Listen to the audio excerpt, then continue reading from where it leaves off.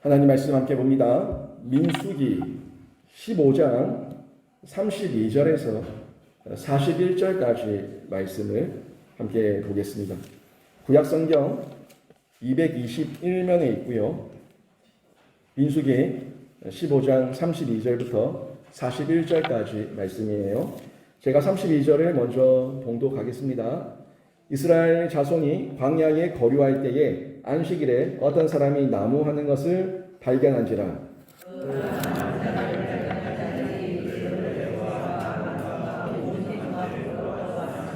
어떻게 처치하였는지 지시하심을 받지 못한 거로 가두어 두었더니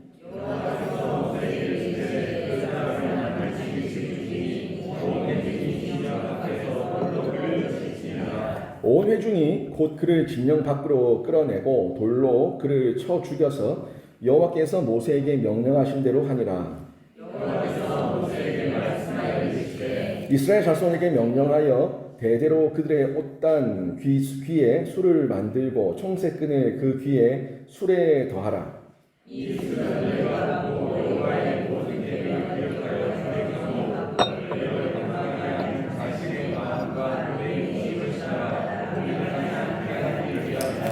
그리하여 너희가 내 모든 계명을 기억하고 행하면 너희의 하나님 앞에 거룩하리라. 나는 여호와 너희 하나님이라.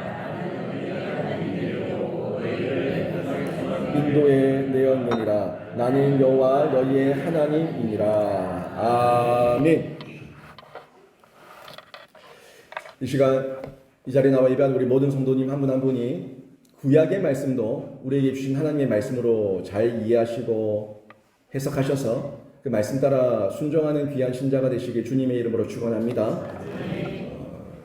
기독교 역사에 이단들이 굉장히 많습니다. 저희는 지금 생각하면 신천지, 여호와의 증인, 제7의 안식교 이런 여러 가지를 떠올릴 수 있는데 그런 이단의 종파들도 있는데 이게 그냥 갑자기 등장한 이단들이 아니라 과거로부터 이 성경 말씀과 교리를 잘못 이해하고 해석하고 적용해서 자기들 입맛대로 끼워 맞춘 가짜 퍼즐이죠. 이 가짜 퍼즐의 그 어떤 내용을 조금씩 변형시켜서 신종 이단들이 등장하고 있지만 맥은 같아요.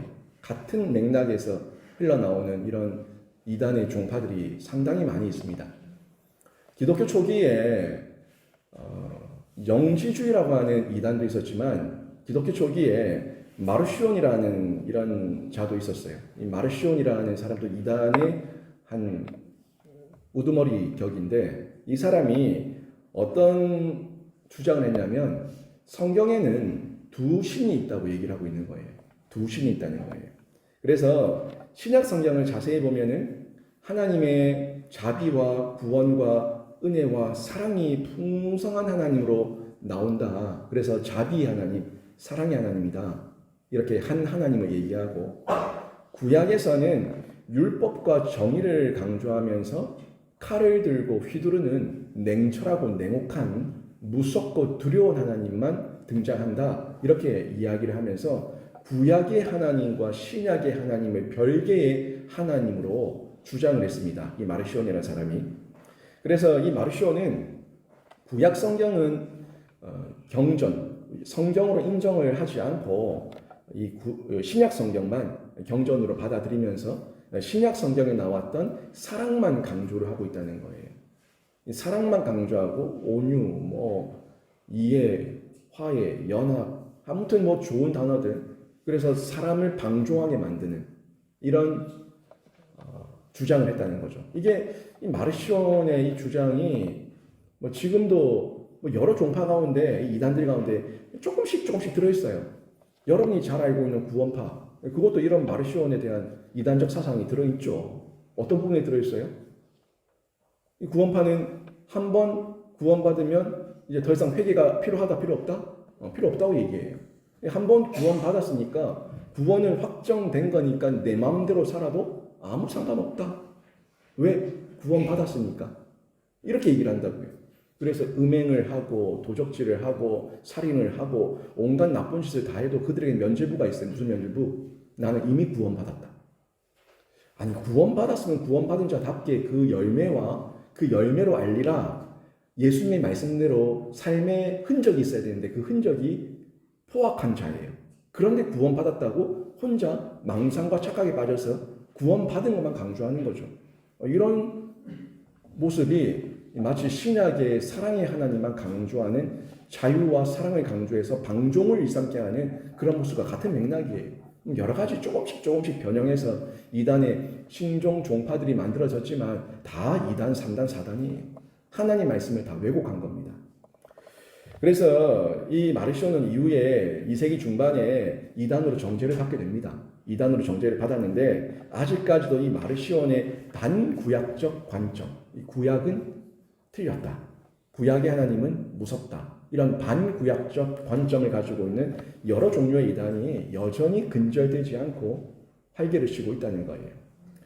이 사실은 구약 성경을 결국에 제대로 이해하지 못했기 때문인데 구약 성경을 제대로 이해하지 못하고 구약 성경을 제대로 해석하지 못하니까 두려운 하나님만 보는 거예요. 아니 근데 하나님께서 정말 죽이고자 하시는 하나님이라면 맞아요. 이 성경에 보면 하나님께서 쳐 죽여라, 돌로 쳐 죽여라, 바로 뭐 때려 죽여라 이런 말씀들이 있어요. 없는 게 아니 있어요. 제가 부인하는 게 아닙니다.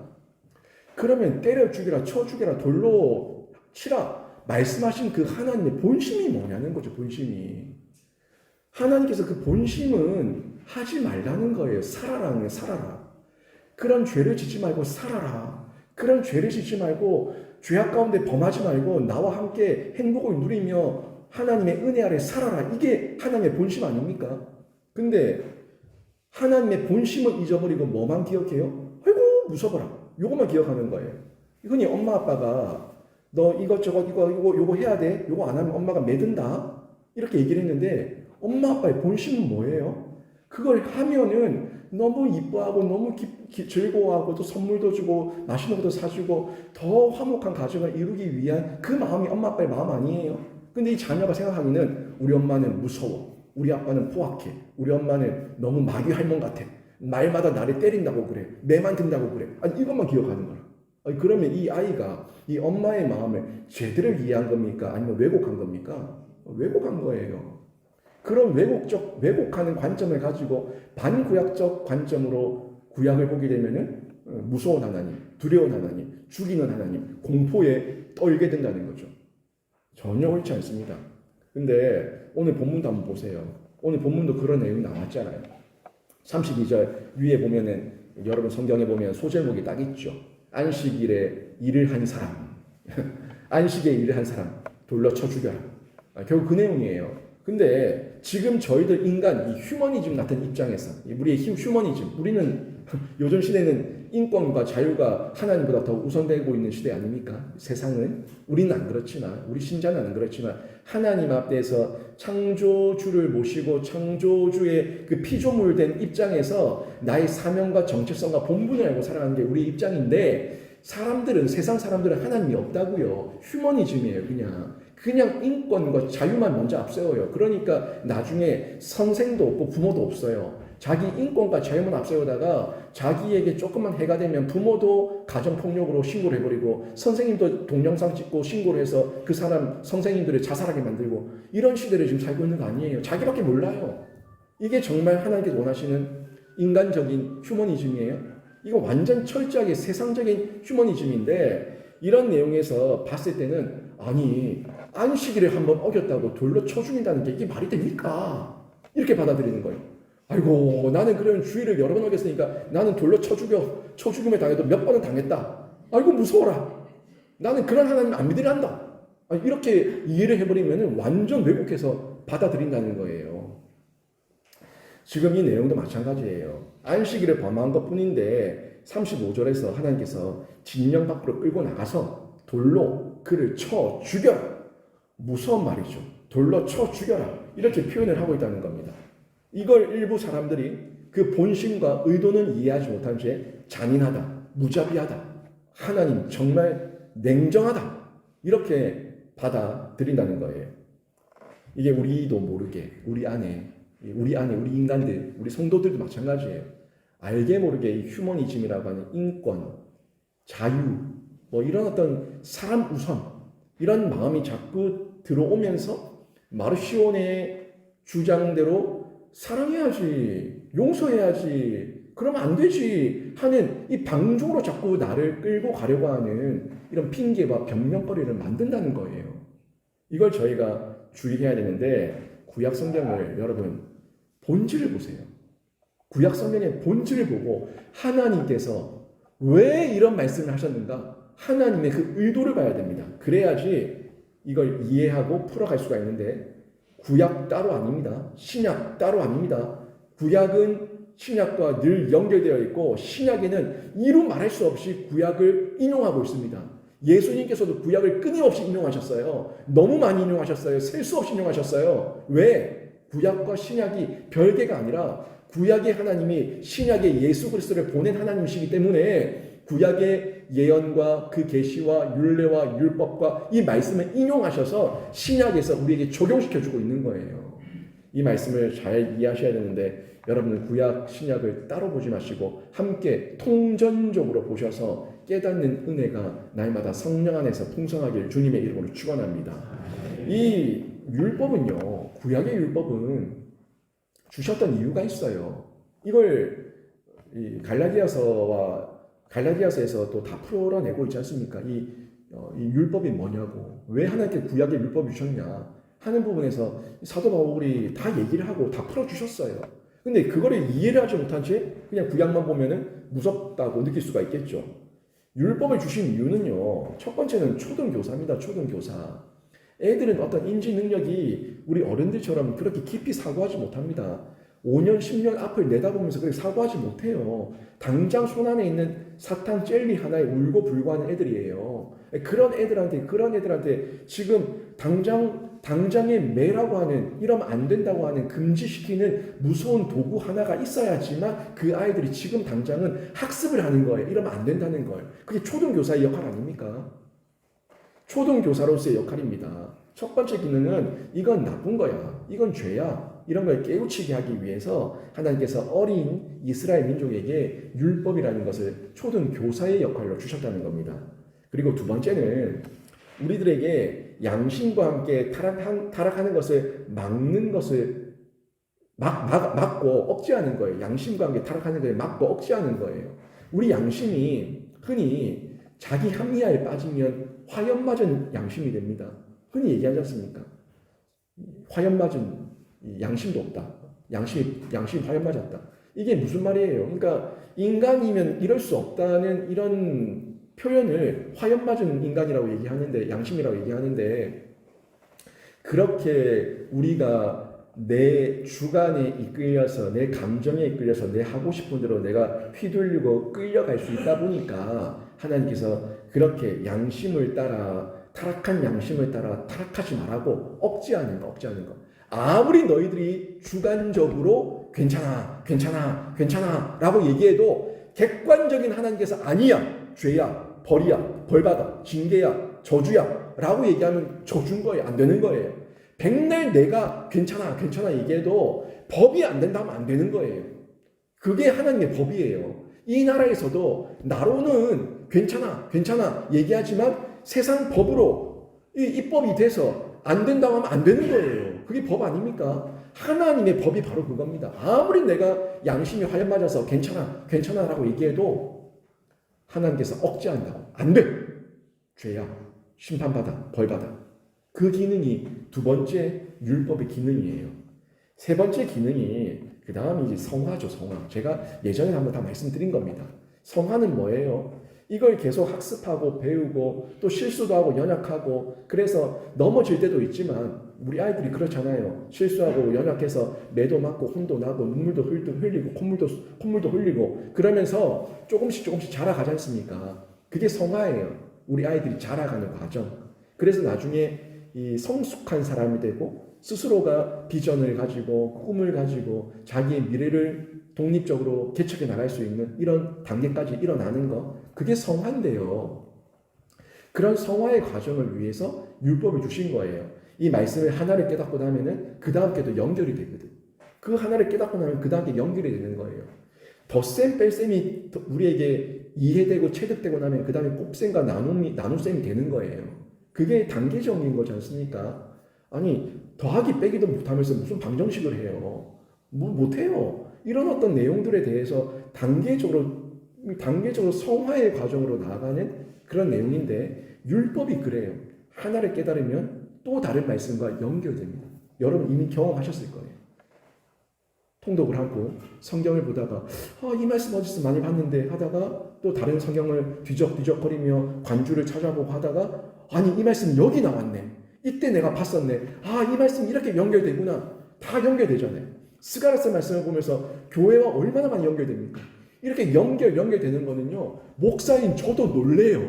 목사인 저도 말씀을 준비하다가 무릎을 치고요.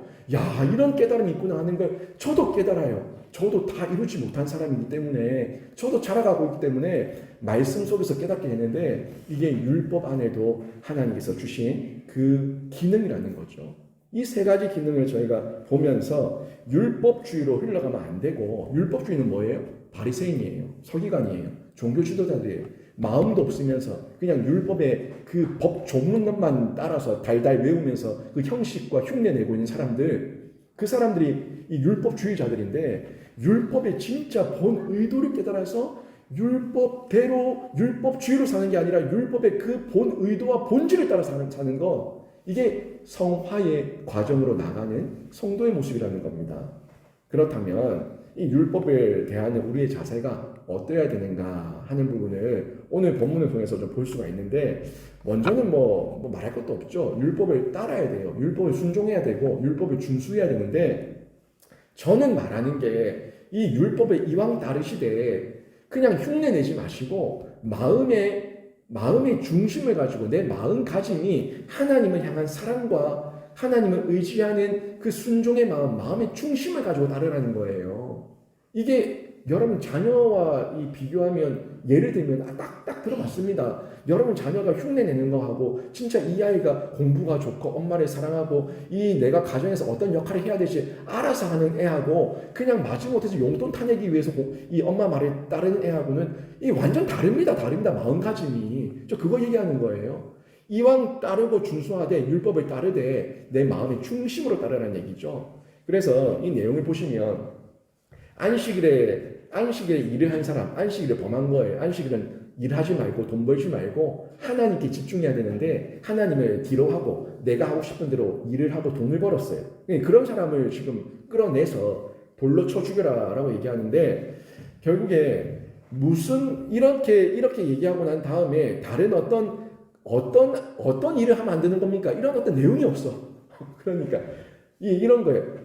물 마시는 건 일입니까? 밥 먹는 건 일입니까? 화장실에 용병 보는 건 일입니까? 아니 회당에 가기 위해서 제가 길을 걸어가는 것도 일입니까? 교회에 와서 엘리베이터를 타는 것도 일입니까? 이 회당에 왔는데 회당이 더러워서 청소를 하는 거 이것도 일입니까? 일이에요? 일 아니에요? 모르겠죠? 성경이 말 안 했어요. 성경이 그런 내용에 대해서 말하지 않습니다. 그냥 안식일에 일한 사람을 돌려 쳐 죽여라. 그렇게 얘기합니다. 이게 무슨 말이에요?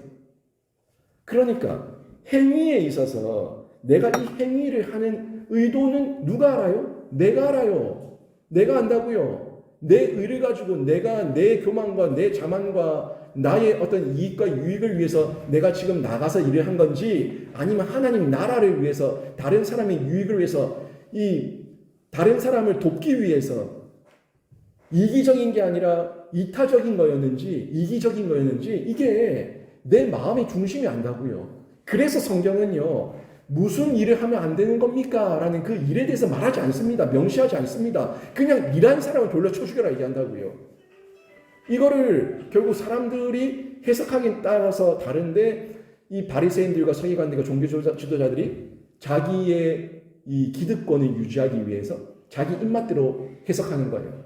자기 입맛대로 적용시키는 거예요. 그게 문제가 된다는 거죠.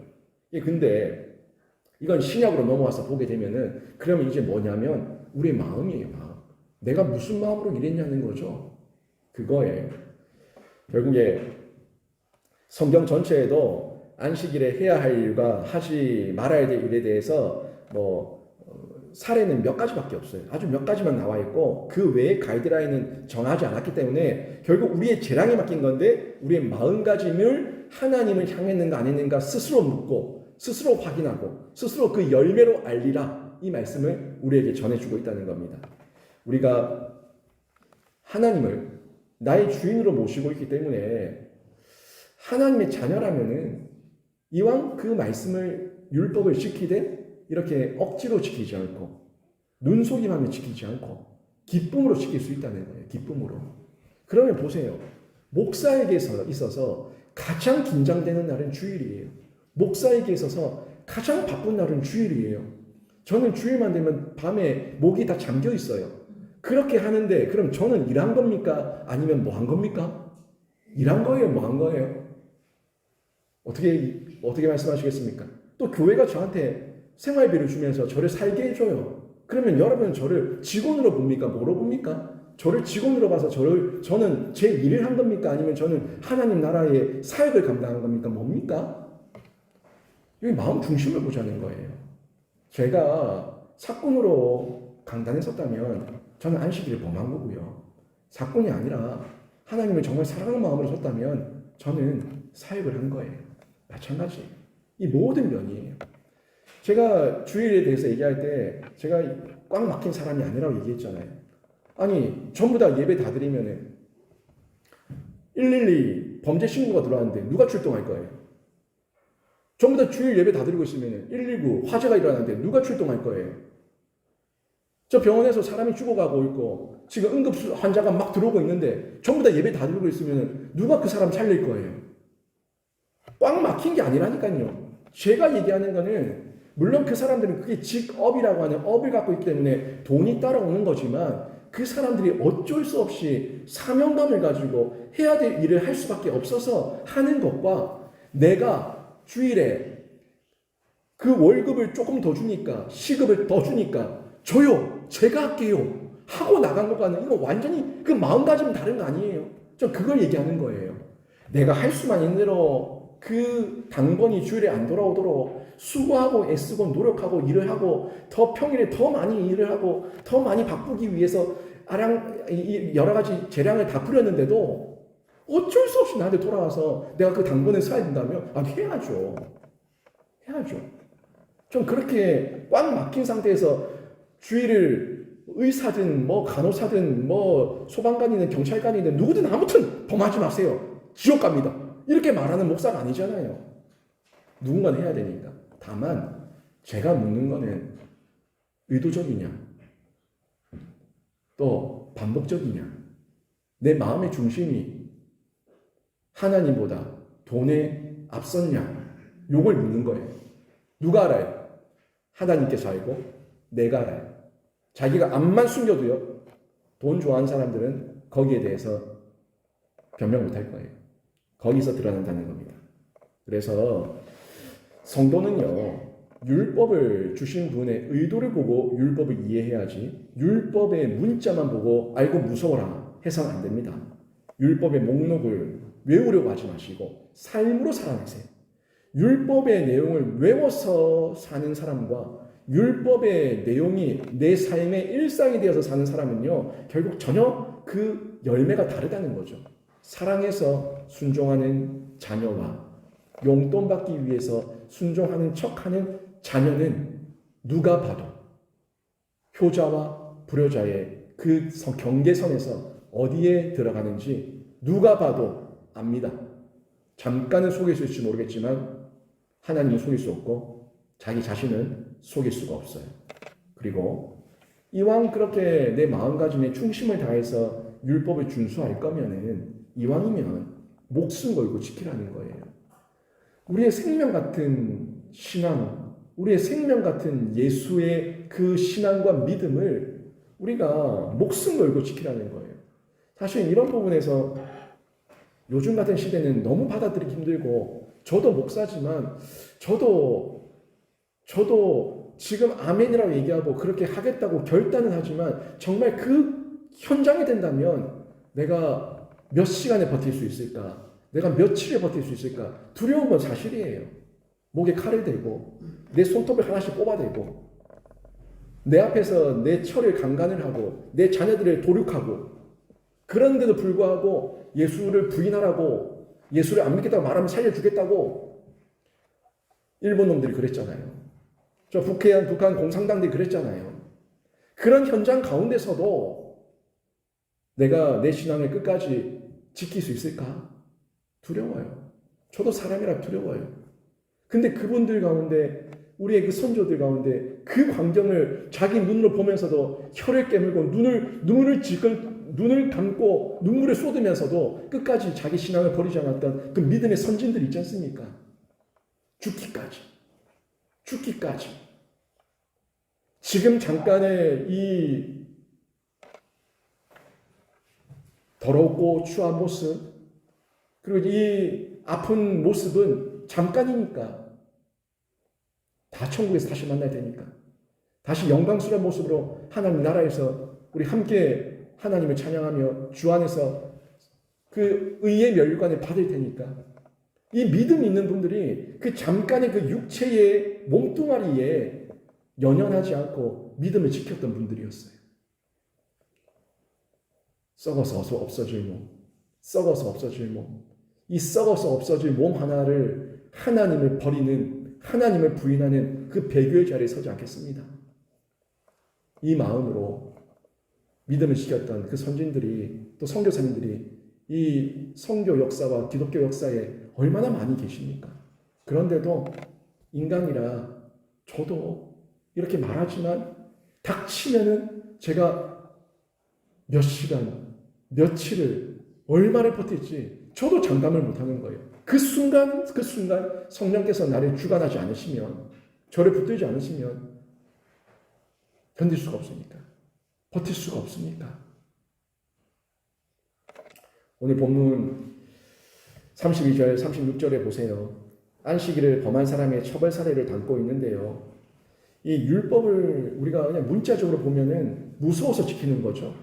그래서 내 목숨 살리기 위해서 율법 지키면 좋고 안 지키면 죽는 거고, 이런 식의 율법 이해는 옳지 않다는 거예요. 또 율법 지키면 좋고 뭐 안 지키면 뭐 그만이고, 또 이런 건 또 더 나빠요.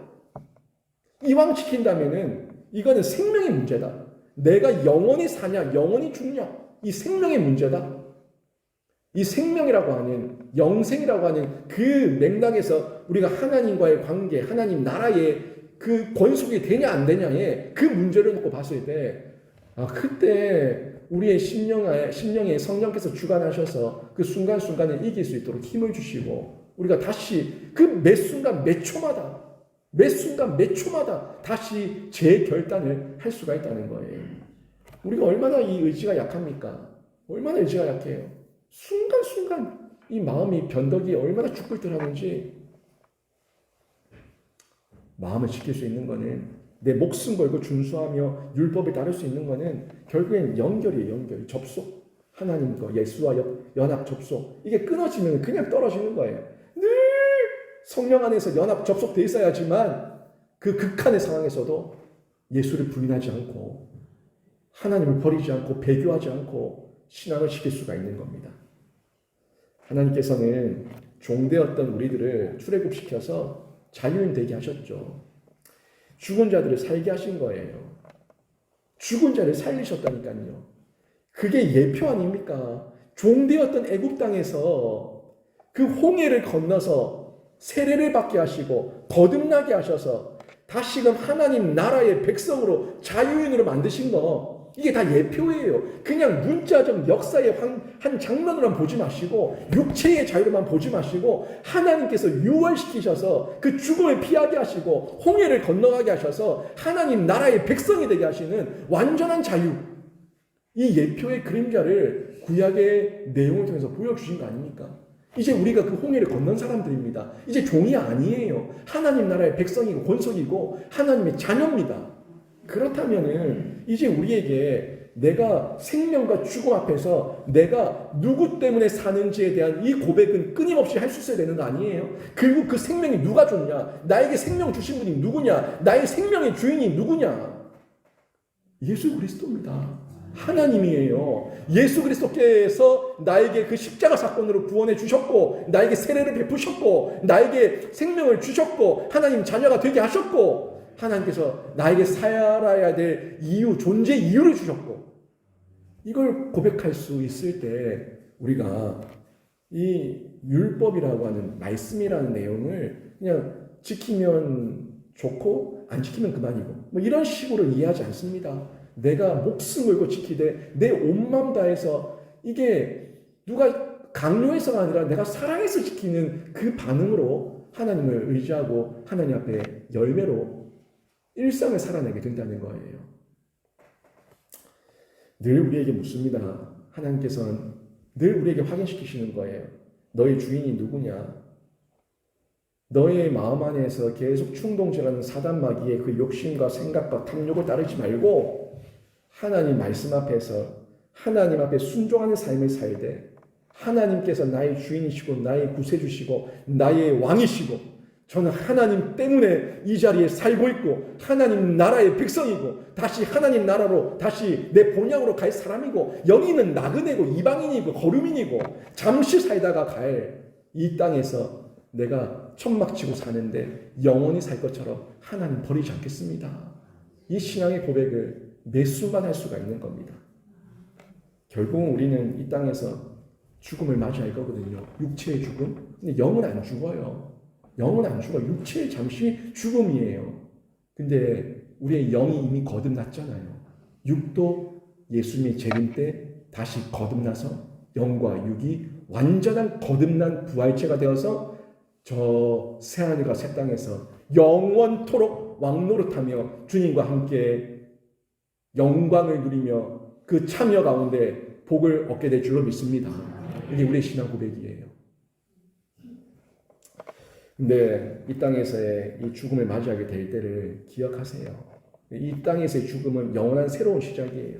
제가 메멘토 모리 라틴어로 죽음을 기억하라, 마지막을 기억하라, 죽음을 기억하라. 제가 설교도 몇 번 여러분에게 말씀드렸지만 우리의 마지막을 기억하라고요. 돈덩거리며 돈 끌어안고 죽을지, 아니면 어차피 다 두고 갈 이 세상에 미련 두지 말고 하나님 나라를 위해 천국의 상급을 쌓으며 영생을 바라보며 살지 우리가 결정하며 삽니다. 박현준 장로님 말씀했던 것처럼 장의사들이 예수를 믿든 안 믿든 죽은 사람 표정 보면 안다 얘기했죠. 우리 교우들 장례 여러 명 했잖아요. 우리 동신교회 예영경 집사님, 장례 지도사. 그분이 우리 교우들 소청하신 분들 그 염 다 했지 않습니까? 그 집사님도 똑같은 말이에요.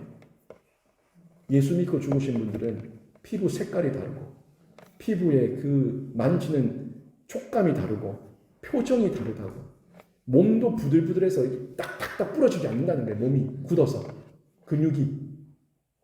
그래서 자기도 죽은 사람 몸을 만져보니까, 매일같이 만져보니까 예수 믿은 사람과 예수 믿지 않은 사람을 내가 생각하고 물어보면 맞다는 거예요.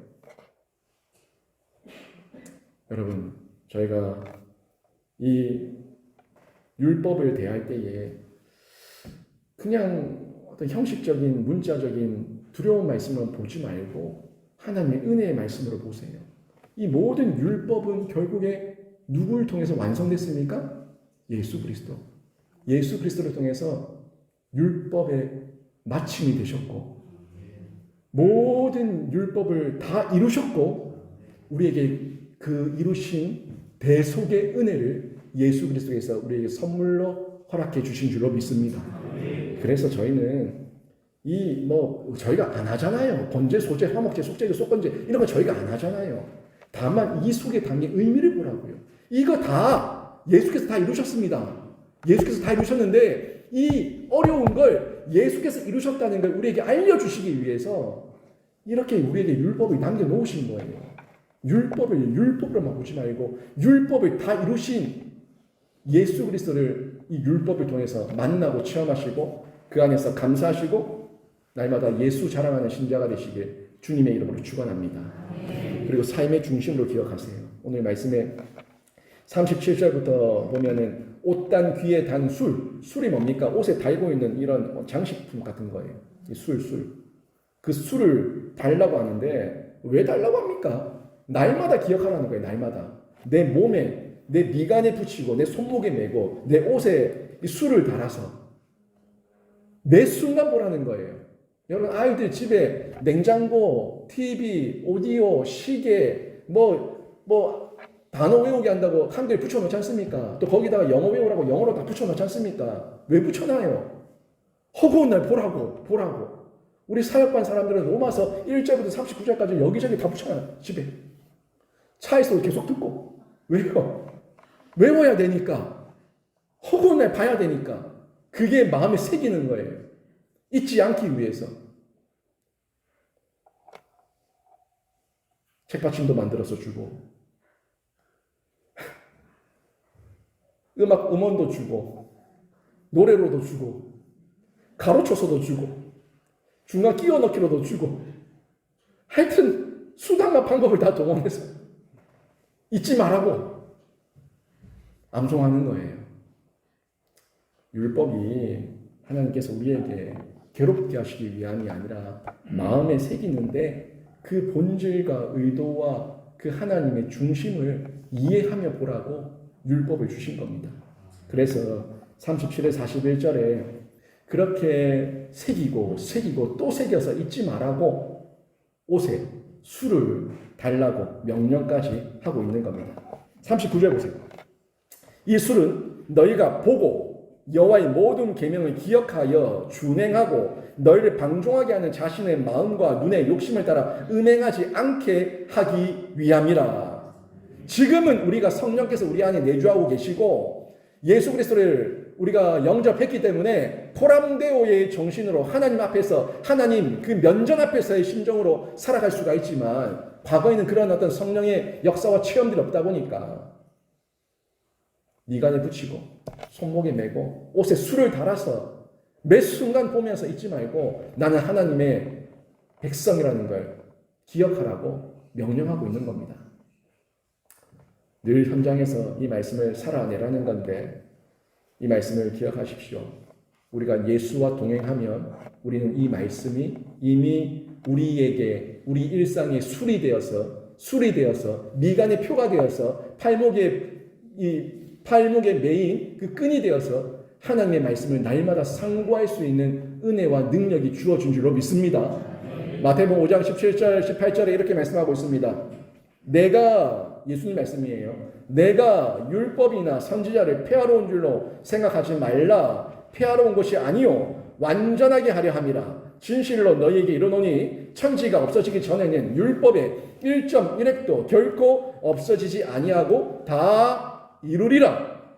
누가요? 예수께서 폐하러 온 것이 아니라 뭐하러 오셨다고? 완전하게 하시고 다 이루기 위해 오셨다 라고 말씀하고 있는데 예수께서 다 이루셨습니다. 율법을 문자적으로 여러분이 이루려고 하지 마시고 예수와 연합되시고 접속되시고 예수를 늘 상고하며 기억하며 예수를 마음에 새기셔서 예수 안에서 율법을 이루며 살아가는 신자가 되시길 주님의 이름으로 축원합니다. 결국에 계명 준수 우리가 말씀을 받아서 머리 지식이 되고 가슴 지식이 되고 삶의 현장 가운데 생활 지식이 되어서 우리가 말씀대로 살아가는 건데요. 어렵게 생각하지 마세요. 여러분이 하려고 하면 짐이 됩니다. 수고하고 무거운 짐진 자들아 다 내게로 오라. 내가 너희를 쉬게 하리라. 예수와 연합되시고 예수와 하나가 되시면 예수께서 여러분 가운데 쉼을 주시고 평안해 주시고 다시금 살게 하는 은혜를 누리게 하실 줄로 믿습니다. 남은 3일 또 살아내실 때 성경과 성령으로 이 말씀을 이해하시고 분석하시고 해석하시고 적용하셔서 말씀대로 승리하며 살아가시길 주님의 이름으로 축원합니다. 아멘.